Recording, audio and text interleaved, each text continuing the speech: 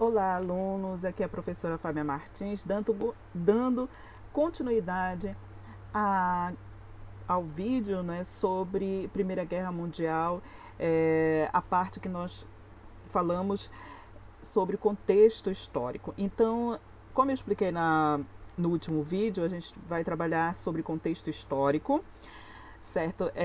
Nesses primeiros vídeos, então eu já postei o primeiro, esse aqui é o segundo. O próximo vai falar sobre as fases da guerra. Então estejam atentos, sigam as ordens dos vídeos para vocês entenderem. Se for necessário, vejam os vídeos várias vezes. Os vídeos estão sendo, eu estou tendo essa preocupação de ser vídeos pequenos para que vocês possam ter condições de ver, certo? E aqui a gente vai falar hoje sobre movimentos nacionalistas, certo? Que também fazem parte desse contexto dentro da Europa. Na aula anterior, no vídeo anterior, certo? A gente falou mais sobre o contexto das disputas fora do território, certo, europeu, em relação, não é, às disputas imperialistas, neocolonialistas. Só que aqui nós vamos trabalhar basicamente, certo, essas rivalidades dentro da Europa e que acaba causando o que nós chamamos de movimentos nacionalistas. O primeiro deles é o chamado revanchismo francês, que ocorre entre a França e a Alemanha. Tá?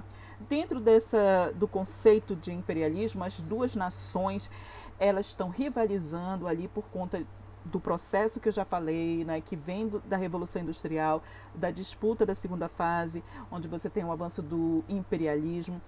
E por conta desse imperialismo, a Alemanha quer espaço, certo? Ela quer ser tão grande quanto a Inglaterra e até ser maior. E com isso, ela vai pensando também no seu projeto imperialista, desenvolvimentista. E aí vem, não é, o que nós chamamos de avanço para outros territórios dentro da própria Europa, certo? Por conta disso, ela começa a desejar uma das províncias francesas chamada de Alsácia-Lorena, assim também porque existe ali, não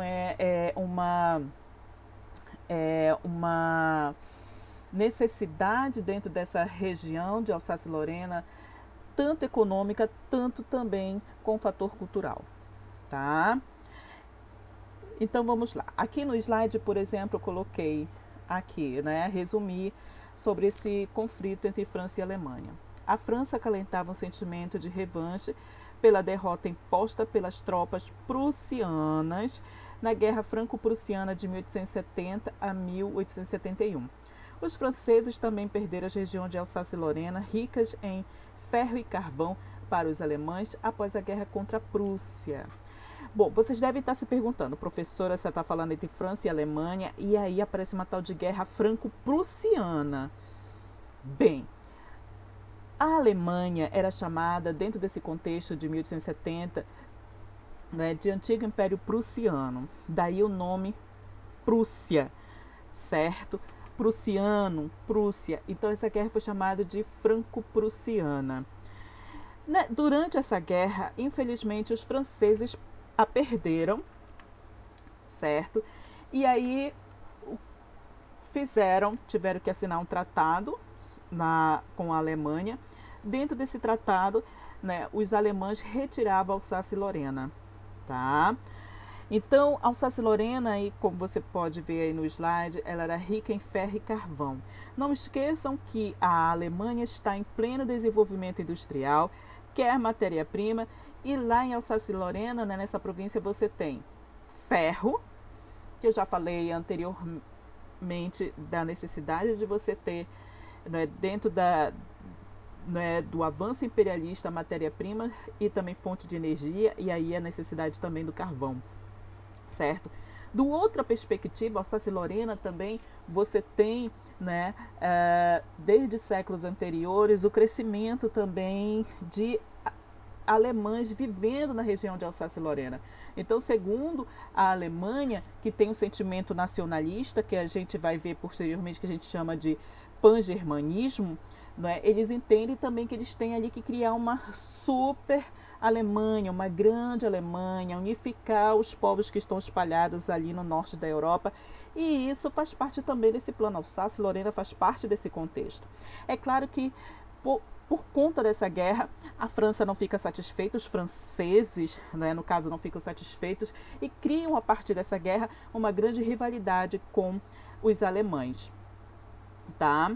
Então cria-se o sentimento de nacionalista e até porque, como os franceses perdem Alsácia e Lorena, eles querem, né, Alsácia e Lorena de volta, e essa rivalidade vai ser extremamente forte quando estourar a Primeira Guerra Mundial. Então aqui, para vocês terem uma ideia, eu coloquei uma carta de um soldado que ele está escrevendo ali, não é?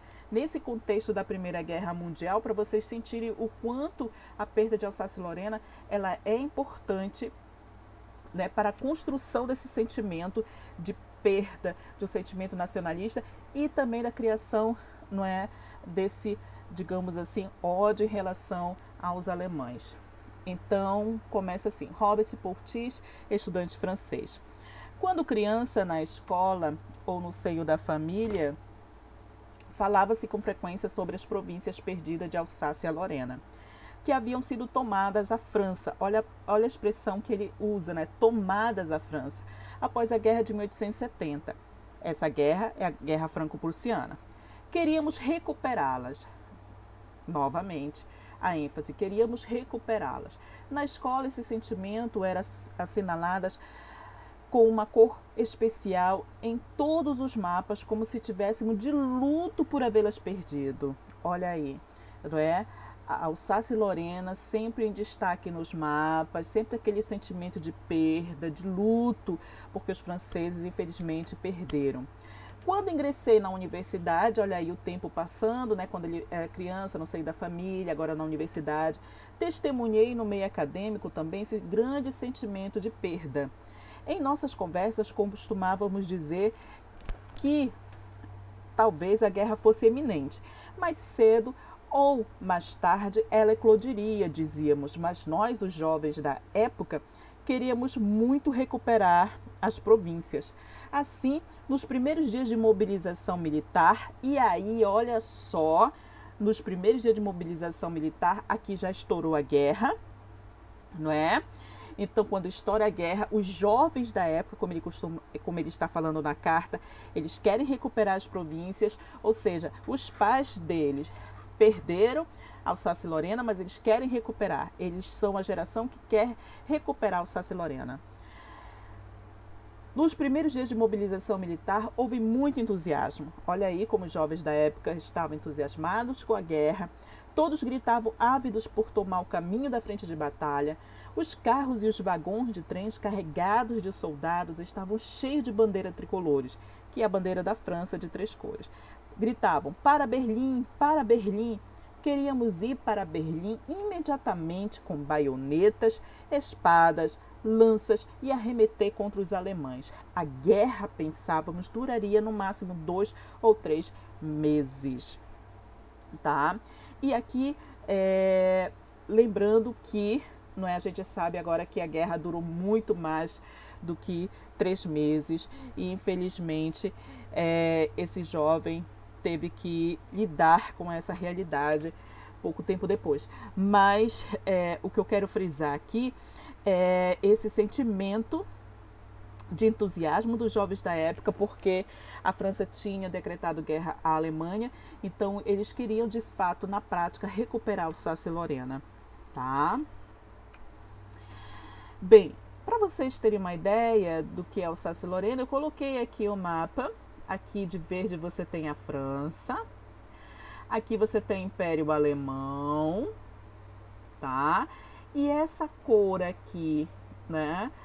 Que você tá entre branco, no listradinha aqui de branco e lilás, ou roxo, enfim, não é? Com a seta, é Alsácia e Lorena. Ou seja, ela faz limite com as duas nações, França e Império Alemão.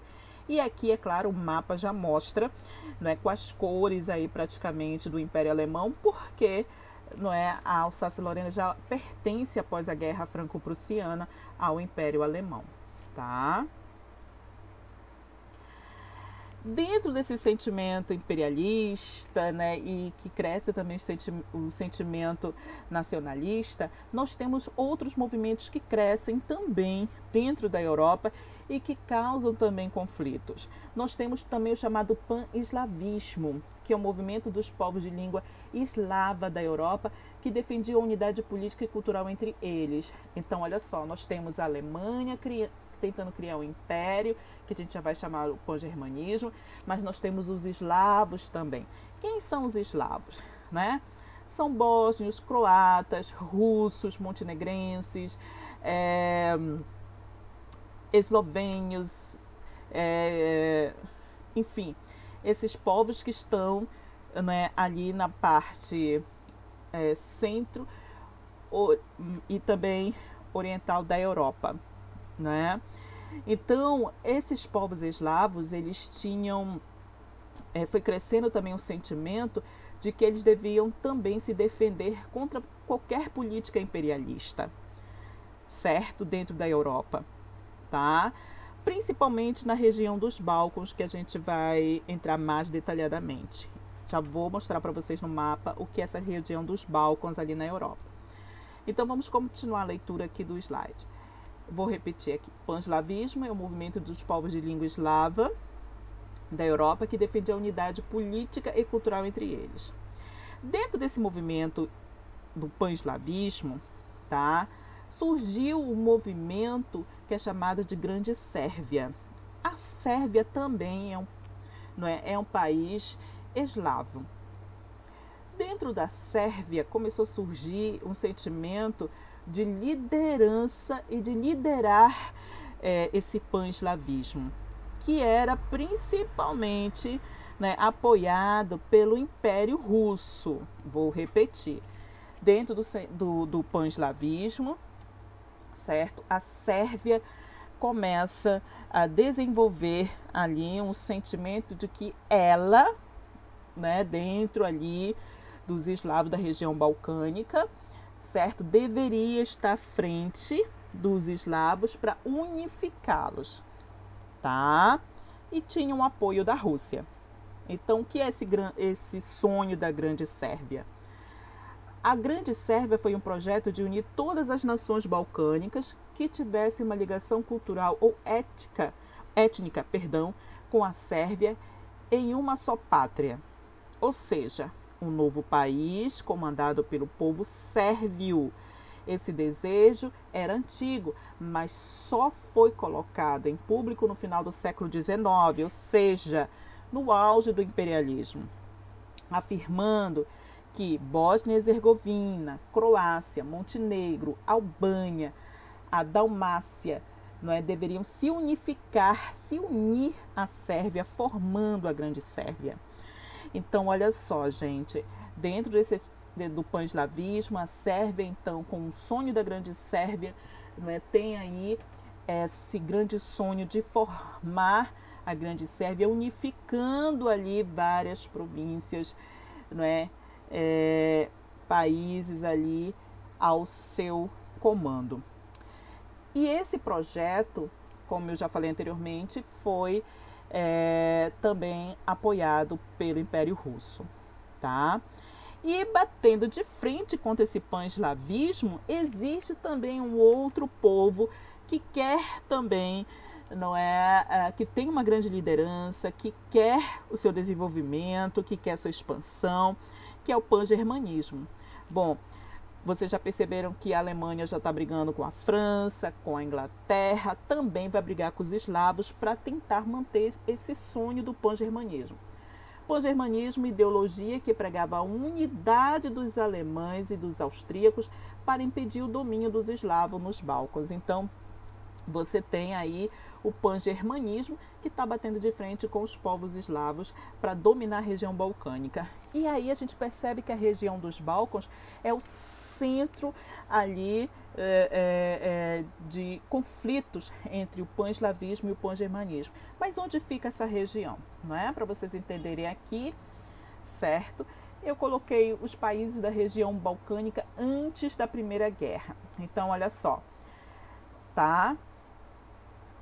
A região balcânica pertence à Europa. Então, aqui você tem Itália, acompanhe aqui o mouse, Itália, tá? Subindo aqui você tem o Império Austro-Húngaro, Áustria, Hungria. Descendo um pouquinho, aí já começa os países balcânicos, né? Eslovênia, Croácia, Bósnia, tá? Sérvia, Montenegro, Kosovo, Macedônia, tá? Para vocês terem uma ideia, como é hoje, por exemplo, como está a região balcânica hoje, né? Tem os países se tornaram independentes, enfim, certo? Hoje você tem a Croácia, tá? Eslovênia, Bósnia, Herzegovina, Sérvia, Montenegro, Kosovo, Albânia, Macedônia, tá? E aqui nós temos uma parte da Bulgária também, certo? Então toda essa região chama-se região balcânica. E ao sul, você percebe aqui que nós temos a Grécia, tá? Então essa região, para vocês terem uma ideia, foi palco aí, né, das rivalidades entre o Império Austro-Húngaro, certo? Que aqui, né, hoje são países independentes, mas antes da guerra é o império só, certo? E os povos aqui, tá? Que nós chamamos de povos balcânicos eslavos, tá? Para piorar ainda mais essas rivalidades, certo? Entre eslavos e germânicos, os alemães, né, na época tinham um projeto chamado Berlim-Bagdá. Era um projeto de uma ferrovia, né, que sairia, por exemplo, a ferrovia de Berlim, que é a capital da Alemanha, passaria, claro, não é, pelo Império Austro-Húngaro, passaria principalmente por dentro, não é, dos Balcãs, ou seja, pelos países balcânicos, até chegar ao seu aliado Império Turco-Otomano, tá? Então, nesse mapa que nós temos aqui na tela, você tem aqui a linha, né, de toda essa ferrovia. Então, você tem aqui ao norte Berlim, Alemanha, passando pela Áustria-Hungria, tá? As cidades de Praga, Viena, Budapeste, aqui a região balcânica. Então você tem Sérvia, Bulgária, depois você passa pela cidade de Constantinopla até chegar em Bagdá. Então essa estrada de ferro ela foi pensada dentro de um contexto imperialista, né, capitalista, de escoamento de mercadoria, mas também não só de escoamento de mercadoria, mas aí a estrada de ferro, gente, ela serve principalmente para movimentar a mercadoria, levar, trazer mercadoria e assim por diante. Então isso faz parte desse projeto. Não esqueçam que todo e qualquer meio de transporte, ela serve também para aumentar o lucro, tá? Dentro desse contexto de venda e compra de mercadoria, de venda e compra de matéria-prima e assim por diante. Agora, é claro, né, gente, esse projeto, ele é pensado, mas nós temos aí o atrito entre germânicos e eslavos. E nós temos aí o sonho da Grande Sérvia. Infelizmente, esse sonho da Grande Sérvia começa a ruir quando, não é, a Áustria-Hungria começa a anexação de alguns territórios da região balcânica e começa a anexar justamente a Bósnia-Herzegovina, tá? Que, infelizmente, deixa eu voltar aqui para vocês verem aqui no mapa. Então, por exemplo, a Áustria-Hungria, perdão, é o mapa anterior, Áustria-Hungria, e aí ela anexa justamente a Bósnia-Herzegovina, capital Sarajevo. E você vê aqui que a Sérvia, certo? É simplesmente o quê? Não é? É vizinha aí da Bósnia, tá? Então, a partir desse momento, o que, que a gente percebe, não é? Que os sérvios, muitos bósnios não gostam, e aí começa a crescer muitos conflitos na região contra esse avanço do Império Austro-Húngaro na região. E aí, dentro desses conflitos, surgem algumas sociedades secretas, dentre as quais destaca-se a Mão Negra. A Mão Negra é uma sociedade secreta que hoje nós sabemos que unia desde estudantes, não é, sérvios até alta patente dentro das Forças Armadas, e foram eles que simplesmente, né, arquitetaram o assassinato do futuro herdeiro do Império Austro-Húngaro, que é justamente esse império que está tentando, que invadiu ali a Bósnia, né, que é um território eslavo, tá? Então, esse período, gente, de conflito entre essas nações que está se gerando aí, essas rivalidades todas, nós chamamos de paz armada. Pode ser até uma ironia você chamar, né, de paz armada, mas eu vou ler aqui e aí vocês vão perceber qual é esse sentido de paz armada. A paz armada foi um período na história política da Europa que se estende do fim da Guerra Franco-Prussiana, olha aí, 1871, até a eclosão da Primeira Guerra Mundial. E é caracterizado pelo forte desenvolvimento da indústria bélica. Para quem não sabe, a indústria bélica é a indústria de armamentos das grandes potências e a crescente tensão das relações internacionais. As contínuas tensões entre os estados por causa dos conflitos nacionalistas e imperialistas fizeram com que cada estado destinasse um grande volume de investimento de capital estatal no setor armamentista e na promoção do exército. Então, a gente percebe aí que por conta desse avanço imperialista, tanto dentro da Europa quanto fora, os estados começam a investir na indústria bélica, na indústria de armamento e também em projetos, né, que vão aperfeiçoando armas e criando também novas armas. Tá? E isso, gente, a gente vai perceber muito quando eclode a Primeira Guerra Mundial. Quando a gente for falar realmente das fases do conflito, vocês vão perceber algumas armas que são aperfeiçoadas e também novas armas durante o conflito. Mas a gente ainda vai chegar lá, eu só estou adiantando um pouco. Continuando com o slide. A indústria bélica aumentou consideravelmente os seus recursos, produzindo novas tecnologias para a guerra. Olha aí, novas tecnologias. Além disso, quase todas as nações europeias adotaram o serviço militar obrigatório, incentivando assim o sentimento nacionalista. Ou seja, tornando o serviço militar obrigatório, todos os homens na faixa etária de 18 anos em diante poderiam servir ao exército, incondicionalmente, certo? E é claro que, além disso, o Estado também vai fazer uma política de criar esse sentimento nacionalista também para o seu cidadão.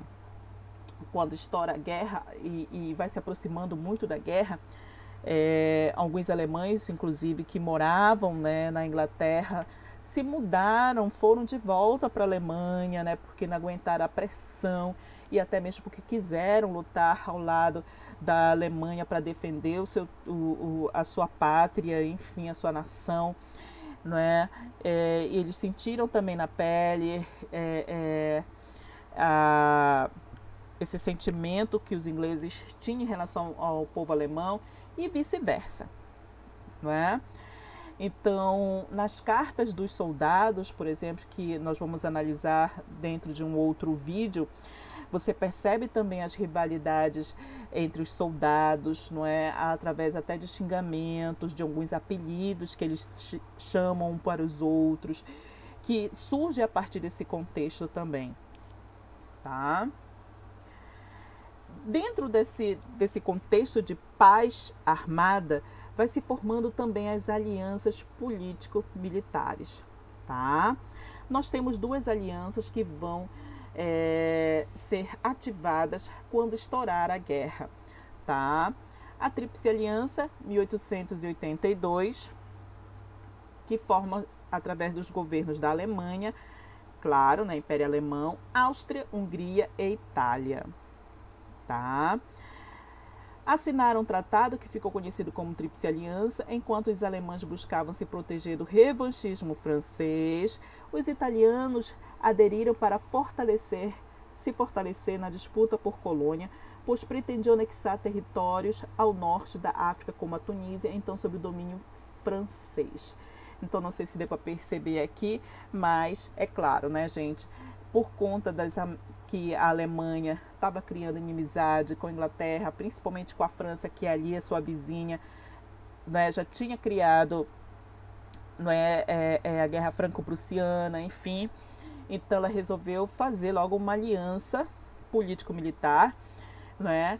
Aí entrou, claro, ela chamou a Áustria-Hungria, que sempre foi sua aliada, e chamou a Itália. Agora, por que a Itália entrou na Tríplice Aliança? Porque ela desejava também territórios da França e a Alemanha prometeu ajudá-la a conseguir esses territórios, no caso aí principalmente a Tunísia, que está sob o controle francês, certo? Posteriormente, a Itália, como ela não consegue esse território, se ver traída pela Alemanha, muda de lado e entra na guerra no lado da Tríplice Entente, que é França, Inglaterra e Rússia.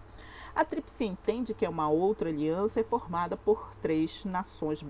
Originalmente, ela é formada por 3 nações, a França, Inglaterra e Rússia. A reação dos franceses, é claro que a França não ia ficar simplesmente vendo a sua arqui-inimiga, digamos assim, não é, se articular ali politicamente, fazendo alianças. Ela também, mesmo que bem tardiamente, começou a se movimentar dentro da Europa, tentando fazer alianças político-militares para se defender, em caso de uma possível guerra. E veio justamente a Tríplice Entente. A reação dos franceses à política de aliança viria em 1894, com a assinatura de um acordo militar com o governo russo. Aí vocês ficam se perguntando, professora, por que a França foi fazer um acordo com a Rússia, que está lá do outro lado do mundo, digamos assim, né, da Europa? Bem, eu pergunto para vocês, França é inimiga da Alemanha, certo? Ok. E a Rússia? Como é que ela entra aí? A Rússia, gente, é a maior nação eslava do início do século XX. Quem ela está apoiando?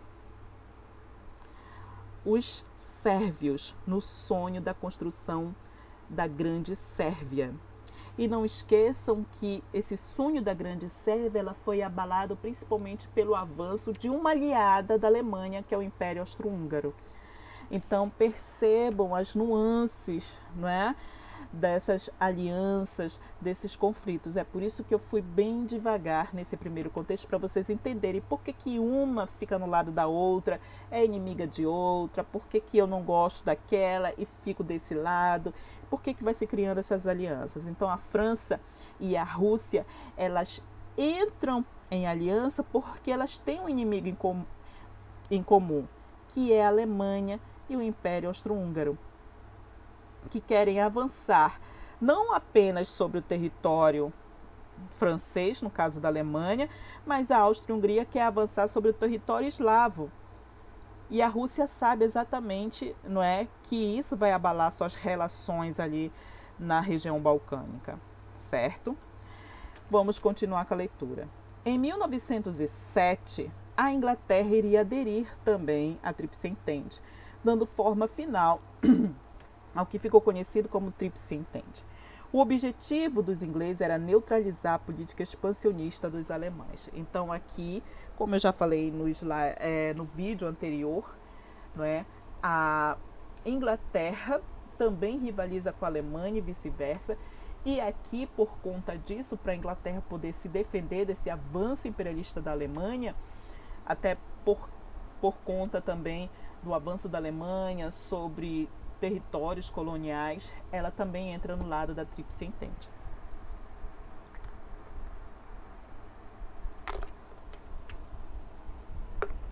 Então, nesse desenho aqui, tá? A gente vê, então, a política de alianças. Tríplice Entente, Inglaterra, França, Rússia. Tríplice Aliança, Alemanha, Áustria-Hungria e Itália, no primeiro momento.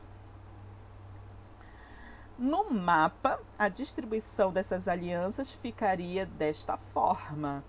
De amarelo, Tríplice Entente, Grã-Bretanha, Inglaterra, né, enfim, França.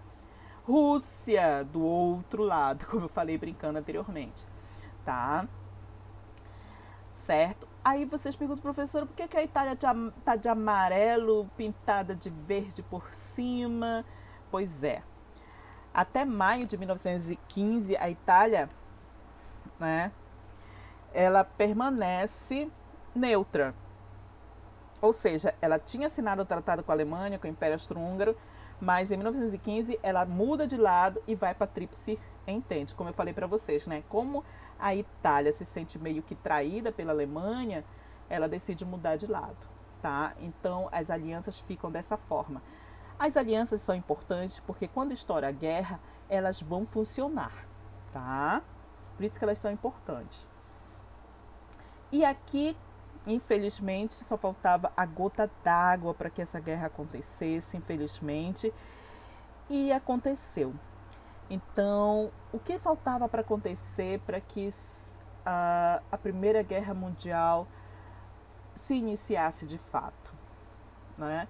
Foi justamente o assassinato de Francisco Ferdinando, que eu comentei anteriormente, né? Que seria o futuro herdeiro, né, do trono austro-húngaro. Tá? Aqui é o Francisco Ferdinando e sua esposa Sofia. Tá? Ele era sobrinho do imperador, né, austro-húngaro. Aqui é o arquiduque Francisco Ferdinando e sua esposa Sofia, condessa Sofia Chotek, eu acredito que seja assim a pronúncia, deixando a Câmara Municipal de Sarajevo no dia 28 de junho de 1914. Bem, por que justamente essa foto? Porque essa daqui é uma das últimas fotografias tirada dele ainda vivo. Sarajevo é a capital da Bósnia-Herzegovina, que foi anexada pelo Império Austro-Húngaro. Francisco Ferdinando e sua esposa foram fazer uma viagem, digamos assim, diplomática, política, né, em Sarajevo. Sarajevo, capital da Bósnia. Bósnia como um todo estava pegando fogo ali por conta desse processo de invasão. E eles foram ali tentar fazer uma viagem para dizer para a população que estava tudo bem, que eles tinham anexado a Bósnia, né, mas que eles eram bonzinhos, não é, que a cidadania deles ia ser garantida e outras coisas mais. Então, dentro desse contexto da visita, ele ia desfilar em carro aberto, como vocês podem perceber aqui onde está o mouse, não é? Isso aqui é um carro que você não tem que tem a capota baixa, em que ele ia desfilar para a população, se mostrando para a população, certo? E é dentro justamente deste contexto que a Mão Negra, né, aparece para assassiná-lo, tá? A Mão Negra, para quem não lembra, eu falei anteriormente neste vídeo, quando eu estava falando sobre os conflitos nos Balcãs, tá? A Mão Negra, ela surge como uma instituição ali, né, uma instituição secreta ali, uma entidade secreta, certo? Em que eles começam a planejar atentados políticos. E dentre esses nós temos o assassinato do Francisco Ferdinando, tá? Então, uma das estratégias que eles utilizaram era que um dos estudantes que estava ligado à Mão Negra, o primeiro tinha que acionar uma bomba e jogá-la dentro do carro. Caso ele falhasse, nós teríamos um outro que mataria ele com pistola, né? Então, a bomba ela foi jogada, só que aí a bomba cai próximo do carro, não atinge o carro, né? A comitiva para, certo? Eles são levados para ver se não há feridos, enfim. para ver se eles não estão feridos, leva-se para eles, se eu não estou enganada, para a prefeitura, né, de Sarajevo. Mas aí o Francisco Ferdinando decide continuar com o passeio, né, pela cidade. Ele não interrompe. O que na verdade se modifica, aqui é uma questão de segurança, é o trajeto que ele vai fazer. Só que, né, alguns dizem que eles esquecem de falar justamente com o motorista dele que o trajeto tinha mudado. E é quando ele sai da Câmara Municipal, que ele pega o carro, não é que o carro está praticamente indo na direção, é que o estudante, não é, Gavrilo Princip, não é, já vem com a pistola e atira para matar, não é, o Francisco Ferdinando, sendo que também os tiros pegam na sua esposa Sofia e os dois acabam falecendo. Tá? Essa aqui é uma reconstrução de uma imagem, não é fotografia, como vocês podem perceber, né, do estudante Gavrilo Princip, né, em que ele se aproxima. Dizem que praticamente o tiro foi a queima-roupa, foi a 1,5 m, não é? Ele chegou bem perto, foi falha mesmo de segurança, não é? Porque já tinha acontecido ali, não é, poucas horas antes, já tinha acontecido, né, da bomba, enfim, da questão da bomba caseira e tal.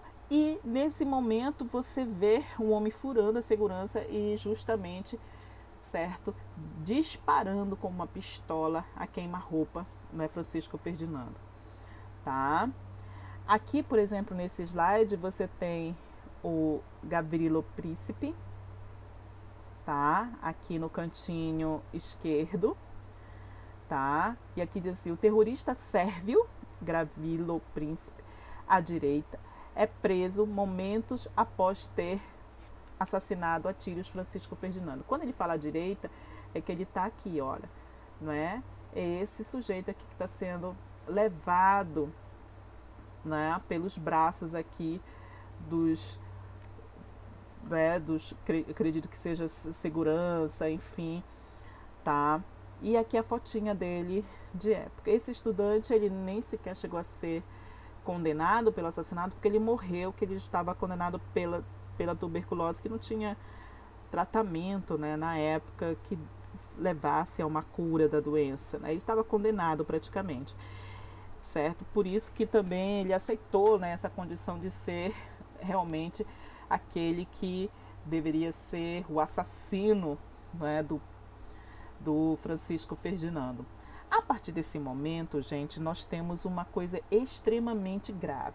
E aí eu vou voltar aqui os slides para vocês entenderem o que eu estou querendo dizer, não é, daquela questão das alianças. Tá? Então você tem um assassinato do Francisco Ferdinando, ok? O Francisco Ferdinando pertence ao Império Austro-Húngaro. A mão negra é Sérvia.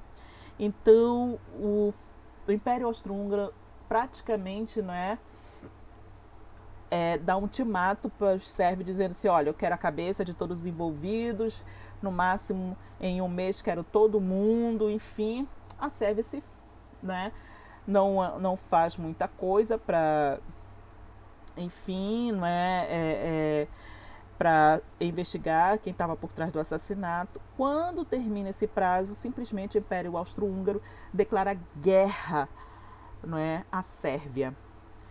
Quando o Império Austro-Húngaro declara guerra à Sérvia, quem é que está auxiliando ali sempre, né, a Sérvia?